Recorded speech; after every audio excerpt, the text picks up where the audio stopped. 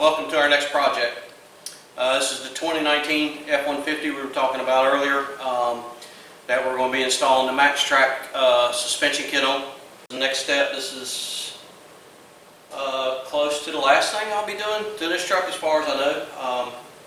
It's the last, anyway, it was the last upgrade that I wanted to get done. Other than maybe tires and wheels later whenever the tires wear out. But okay, enjoy.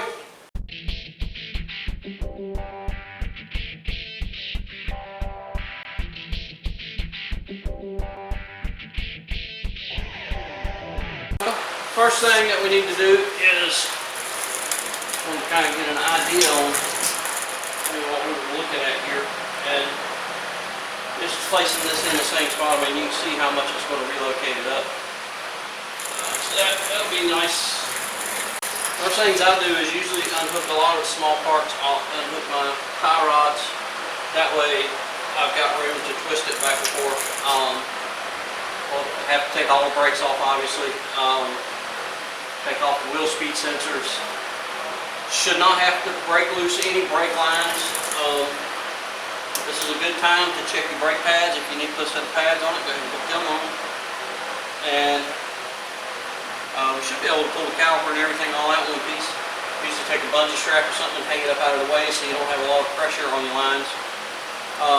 And then we need to make sure that we unhook the lines for the hubs to lock the four-wheel drive in. And we definitely don't want to damage any of that, so we have to be really careful.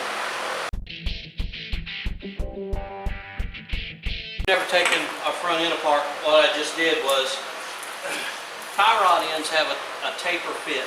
That is what actually, tie rod ends and ball joints, that's what actually is the mechanical lock. This thing here is machined out to that exact same taper. When you put the nut on it, pull it down tight, that's what locks it in. You can use what they call a pickle fork, slides in here, pops that out. Usually you'll end up tearing your dust boots. We don't want to do that. You don't want to hit on the bottom because that's not going to break the taper. They do make a tool that actually slides over and you can put pressure on it to help pop it out. But what I just did was you hit it right here on the very end. And what that does is it gives it just enough force that it takes that round cone and oblongs it just enough that it breaks the mechanical lock and allows the tie rod to come out.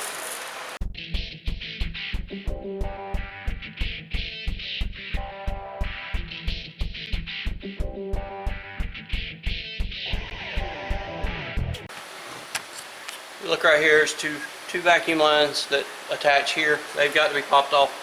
This ABS sensor line here, it'll come off with the hub. I've got to unplug it up there where it unplugs at. And then we'll take the brake rotor and stuff off. We'll undo the axle. And we should be able to just undo the two ball joints and it slide apart.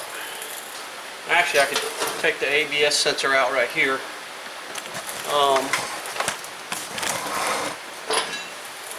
If you look down in there, we can take it loose, and then that way it's up out of the way. We're not worried about it.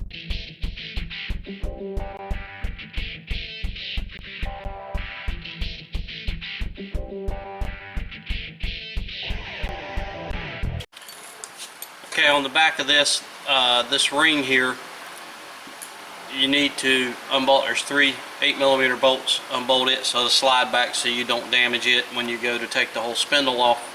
And we'll undo this. It's 18mm nut at the top. Got another 21 on the bottom. We'll undo it, and then hopefully we'll be able to pop the sucker apart.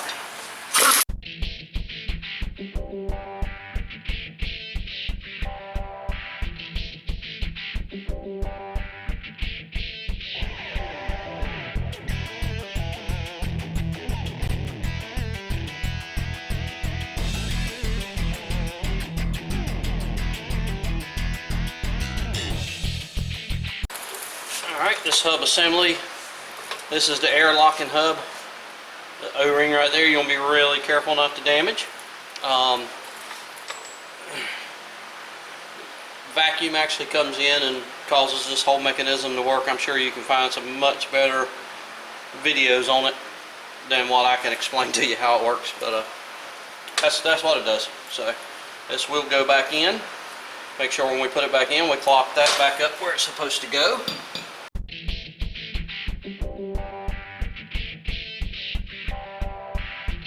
All right, so there's what we've got. Lay it up on the bench, show you a comparison between this one and the one that's replacing it. And okay, a little comparison. Of course, on the right hand side is the factory upright, and then on the left is the new upright, where it mounts up at the top. You know, that's definitely different than the factory one, but the geometry is still the same, and that's the solid point. The other thing is the dust shield won't go back on, and the reason being is if we did put it back on, if you look at the difference in the standoff from the mating surface here to here, and then look at it compared to this one from here to here, if we put the dust shield back on, it would rub, it wouldn't fit. So the rear brake shield, dust shield remain off. Some of our subtle differences are, if we put the ball joint in the same place, the upper control arm, the actual upper control arm, is a little bit lower. So if we split the difference between these two, that's about where we're going to be at. The tie rod end is going to be in a little bit different location, which is going to affect our toe.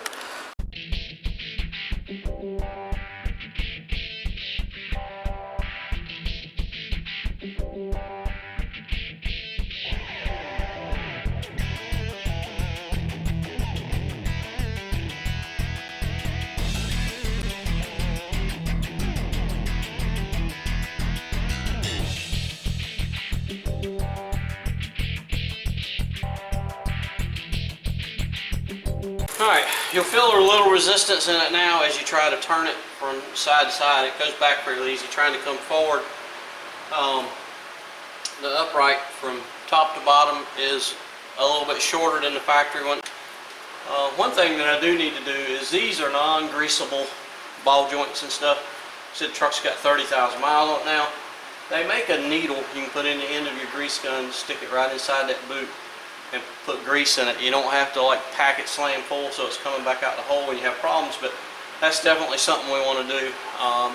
But yeah, we're going to finish bolting up our brakes and all that stuff. Just get this side buttoned up and we'll get the other side done, and then we'll move on to the rear. So far,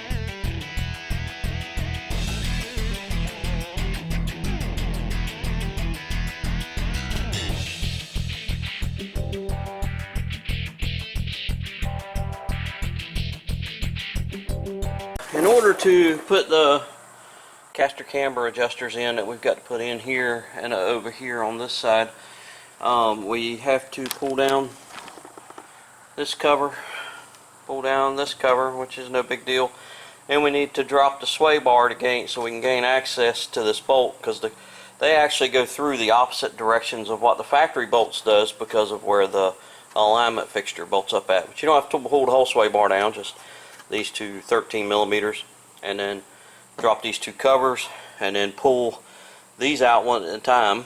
Bolt one, take it out, put the other one in, and you should be good to go.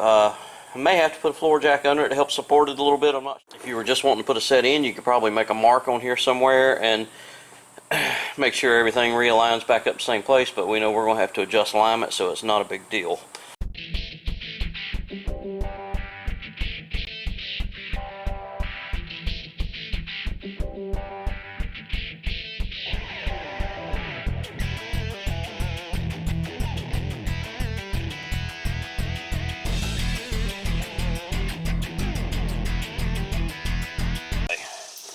There is a little hole right here in the chassis. The bracket that the eccentrics rides on goes on this in this hole. That's where it lines up at. I am using a Moog kit, M-O-O-G kit, Moog. If you don't have capabilities to a welder and stuff, I would probably recommend really looking at the SPC kit they have for this. I think the actual eccentric bracket is more like a billet bracket than a stamped steel. What I'm going to end up doing, because I mean all we've got is this one little tab right here that this thing's going to rotate on when you're setting the caster, and I'm afraid it's going to try to pull free, so I'm going to tack weld mine in after I get them on and lined up.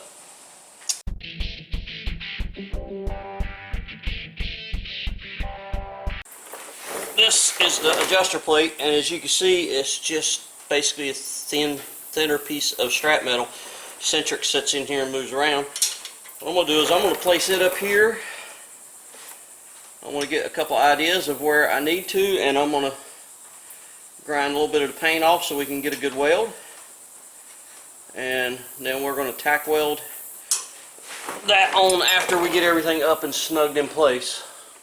Okay, finally got her slid in. I would probably recommend doing it with the spindle. When you got the upright off of it, go ahead and put those in, because you shouldn't have a bunch of tension that you'd be fighting with steering linkage and all that stuff, and it should go together pretty smooth. But we're going to wrap up the front and move to the back. Alright, as you can see, we've wrapped up the front as far as bolting everything in. I used Moog caster camber adjusters. Don't use those. They were horrible. Use the SPC ones. They're twice the money, but you'll be a whole lot better off. Even if you don't do the alignment yourself, your alignment shop will thank you. It will show in the price of the alignment.